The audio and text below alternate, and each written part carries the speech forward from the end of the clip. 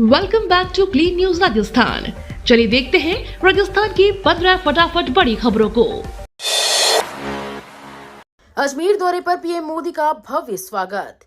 अजमेर दौरे पर पहुंची नरेंद्र मोदी का मुख्यमंत्री भजन लाल शर्मा ने साफा और राधे राधे दुपट्टा पहनाकर स्वागत किया। उन्हें काष्ठ निर्मित भगवान कृष्ण की प्रतिमा भी भेंट की गई। सीएम ने कहा कि 29 से अधिक देशों में सम्मानित होकर पीएम ने देश का मान बढ़ाया है। उन्होंने इजरायल संसद द्वारा मिले सम्मान को 140 करोड़ देशवासियों के लिए गर्व का विषय बताया।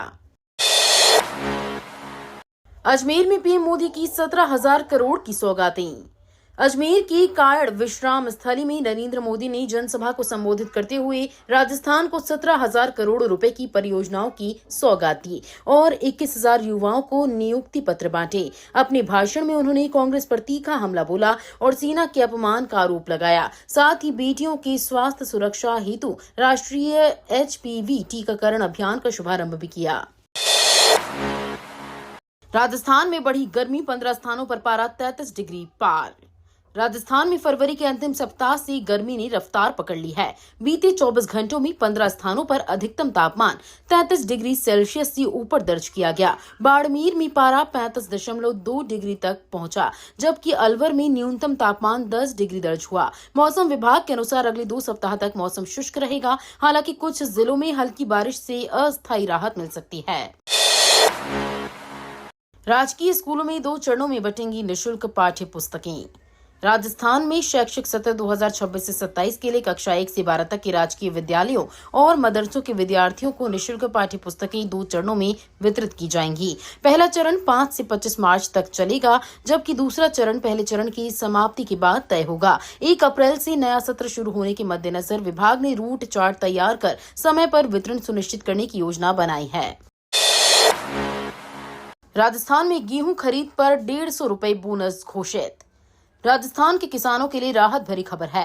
राज्य सरकार ने गेहूं पर 150 रुपए प्रति क्विंटल बोनस देने की घोषणा की है, जिससे समर्थन मूल्य 2,735 रुपए प्रति क्विंटल हो गया है। सूरतगढ़ की धान मंडी में 10 मार्च से सरकारी खरीद शुरू होगी और 30 जून तक जारी रहेगी। खरीद एजेंसियां तय तिथि से मंडियों में पहुंचकर किसानों से उपज की खरीद करेंगी। मोदी के एमएमसी बयान पर गहलोत का तीखा पलटवार। अजमेर की रैली में नरेंद्र मोदी द्वारा कांग्रेस को एमएमसी कहे जाने पर सियासत तेज हो गई है। राजस्थान के पूर्व मुख्यमंत्री अशोक गहलोत ने बयान को राजनीतिक हताशा बताया। उन्होंने कहा कि जिस पार्टी का आजादी की लड़ाई में नाखून जितना भी योगदान नहीं रहा, वो कांग्रेस पर देश बांटने का आरोप लगा रही है। गहलोत ने इसे हास्यास्पद और नैतिक दिवालियेपन का उदाहरण करार दिया। पीएम की सभा में ख्वाजा का नाम न लेने पर नाराजगी। अजमेर में आयोजित सभा के दौरान प्रधानमंत्री द्वारा ख्वाजा गरीब नवाज का नाम न लेने पर सैयद सरवर चिश्ती ने कड़ी प्रतिक्रिया दी। उन्होंने कहा कि ये मानसिकता को उजागर करता है और अजमेर की गंगा जमुनी तहजीब की अनदेखी है। चिश्ती ने कहा कि ख्वाजा साहब देश विदेश में अमन और भाईचारे के प्रतीक हैं। ऐसे में उनका उल्लेख न करना दुर्भाग्यपूर्ण है। 1 से 6 मार्च तक उदयपुर दौरे पर रहेंगी कटारिया। गुलाब चंद कटारिया 1 से 6 मार्च तक उदयपुर प्रवास पर रहेंगे। इस दौरान वे विभिन्न सामाजिक, शैक्षिक और प्रशासनिक कार्यक्रमों में भाग लेंगे। राज्यपाल के रूप में उनका ये दौरा कई संगठनों और जनप्रतिनिधियों से मुलाकात के लिहाज से अहम माना जा रहा है। प्रवास के दौरान वे स्थानीय विकास कार्यों की समीक्षा और जनसंवाद कार्यक्रमों में भी शामिल हो सकते हैं। दिया कुमारी ने राष्ट्रीय अभिलेखागार प्रदर्शनी का अवलोकन किया। दिया कुमारी ने राष्ट्रीय अभिलेखागार की प्रदर्शनी का अवलोकन किया। प्रदर्शनी में राजस्थान की विरासत, शौर्य और ऐतिहासिक दस्तावेजों का विशेष प्रदर्शन किया गया। उन्होंने कहा कि ऐसे आयोजन नई पीढ़ी को इतिहास से जोड़ने का माध्यम है। इस अवसर पर अधिकारियों ने प्रदर्शनी के रूपरेखा और दुर्लभ अभिलेखों की जानकारी भी दी। धौलपुर में सरसों और आलू उत्पादन घटा, किसानों को नुकसान। धौलपुर जिले में इस रबी सीजन सरसों और आलू की पैदावार में उल्लेखनीय गिरावट दर्ज की गई है। असमय बारिश, तापमान में उतार चढ़ाव और फसलों में रोगों के प्रकोप ने उत्पादन प्रभावित किया। बढ़ती लागत और बाजार में अपेक्षित भाव न मिलने से किसानों को भारी आर्थिक नुकसान उठाना पड़ रहा है। किसान फसल बीमा दावों के शीघ्र निपटान और सरकारी सहायता की मांग कर रहे हैं। खाटू धाम में फाल्गुनी लक्खी मेले का भव्य समापन। राजस्थान के सीकर जिले स्थित खाटू श्याम जी मंदिर में फाल्गुनी लक्की मेले का भव्य समापन श्रद्धा और परंपरा के साथ हुआ। 8 दिन वाले आयोजन के अंतिम दिन द्वादशी पर सूरजगढ़ का 378वां पवित्र निशान बाबा श्याम के शिखर बंध पर चढ़ाया गया। सदियों से चली आ रही ये परंपरा मेले के समापन का प्रमुख धार्मिक प्रतीक मानी जाती है। विनोद जाखड़ बने NSUI के राष्ट्रीय अध्यक्ष, भव्य स्वागत।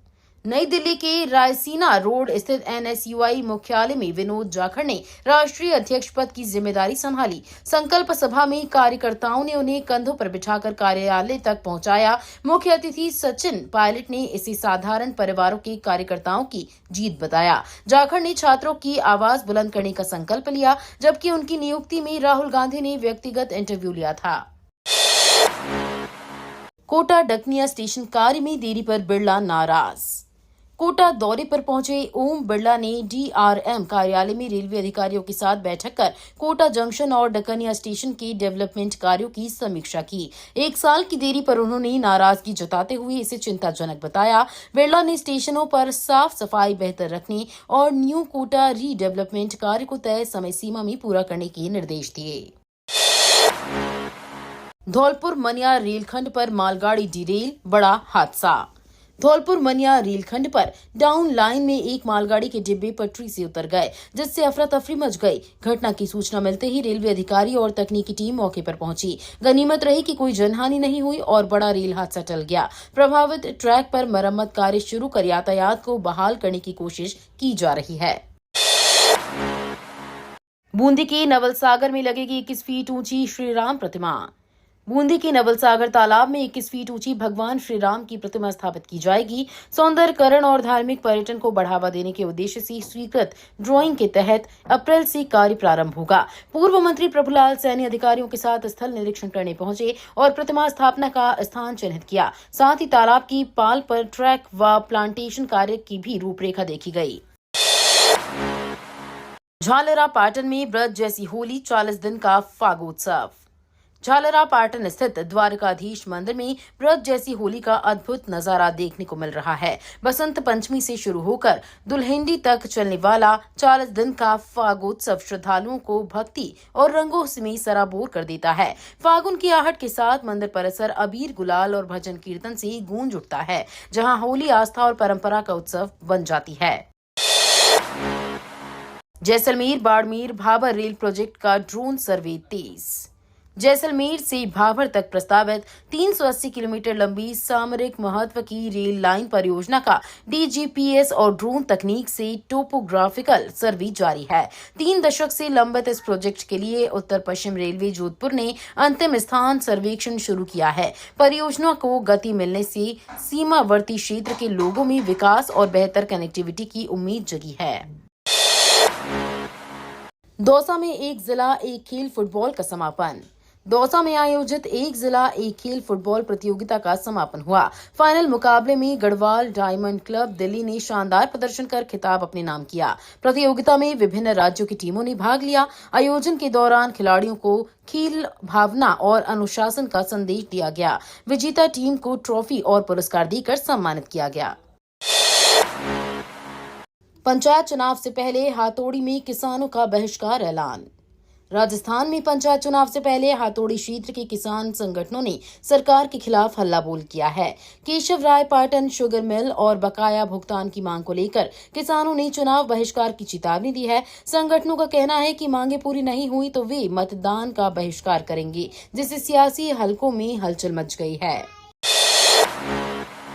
जोधपुर डिस्कॉम की कार्रवाई, 1.04 करोड़ बकाया पर 464 कनेक्शन काटे। जोधपुर में जोधपुर विद्युत वितरण निगम ने बकाया वसूली अभियान चलाते हुए बड़ी कार्रवाई की। बिजली बिलों के 1.04 करोड़ रुपए बकाया होने पर 464 उपभोक्ताओं के कनेक्शन काट दिए गए। डिस्कॉम अधिकारियों ने बताया कि लंबे समय से भुगतान नहीं करने वालों के खिलाफ ये कदम उठाया गया है। उपभोक्ताओं ने बकाया राशि शीघ्र जमा कराने की अपील की गई है, अन्यथा आगे भी कार्रवाई जारी रहेगी। उदयपुर में लेपर्ड का हमला, खेत में सो रहे किसान की मौत। उदयपुर में लेपर्ड के हमले से दहशत फैल गई। खेत में सो रहे एक किसान पर देर रात जंगली जानवर ने हमला कर दिया। परिजन और ग्रामीणों ने खोजबीन की तो करीब 500 मीटर दूर पर शव मिला। घटना के बाद इलाके में भय का माहौल है। वन विभाग की टीम मौके पर पहुंचकर जांच में जुटी है और ग्रामीणों को सतर्क रहने की अपील की गई है। उदयपुर में शाही शादी के बाद हैदराबाद में ग्रैंड रिसेप्शन। उदयपुर में शाही अंदाज में विवाह के बाद साउथ सिनेमा के चर्चित सितारे रश्मिका मंदाना और विजय देवरकोंडा हैदराबाद के लिए रवाना हो गए। एयरपोर्ट पर नव विवाहित जोड़ा खास अंदाज में नजर आया। अब हैदराबाद में ग्रैंड रिसेप्शन की तैयारियां चल रही हैं, जहां फिल्मी सितारों और खास मेहमानों के शामिल होने की संभावना है। रामदेवरा में श्रमिक संघ अधिवेशन, निजीकरण के खिलाफ आवाज बुलंद। रामदेवरा में जोधपुर विद्युत वितरण निगम श्रमिक संघ का 7वां त्रैवार्षिक अधिवेशन जाट धर्मशाला में आयोजित हुआ।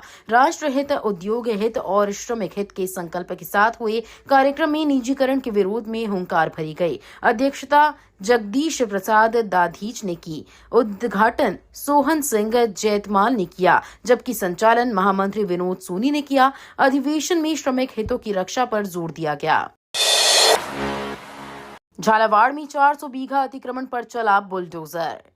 झालावाड़ के असनावर क्षेत्र स्थित साल की डूंगरी गांव में वन विभाग के 400 बीघा भूमि पर बने धार्मिक स्थल को बुलडोजर से हटाया गया और कार्रवाई डीएफओ सागर पवार के निर्देश पर की गई। मौके पर कानून व्यवस्था बनाए रखने के लिए पुलिस के वरिष्ठ अधिकारी और 100 से अधिक जवान तैनात रहे। प्रशासनिक अधिकारियों की मौजूदगी में वन भूमि से अतिक्रमण हटाने की ये कार्रवाई शांतिपूर्ण संपन्न हुई।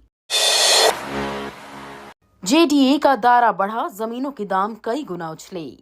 जयपुर विकास प्राधिकरण ने 679 नए गांव को अपने अधिकार क्षेत्र में शामिल कर development promotion and control regulation लागू कर दिया है। दायरा बढ़ने के साथ ही जमीनों के दाम अचानक कई गुना बढ़ गए हैं। हालांकि इसका सीधा लाभ ग्रामीणों को नहीं मिल रहा, बल्कि भूमाफिया और बिल्डर्स सक्रिय हो गए हैं। कृषि भूमि पर अवैध कॉलोनियों के निर्माण की रफ्तार तेज होने से नियमन और पारदर्शिता पर सवाल उठ रहे हैं।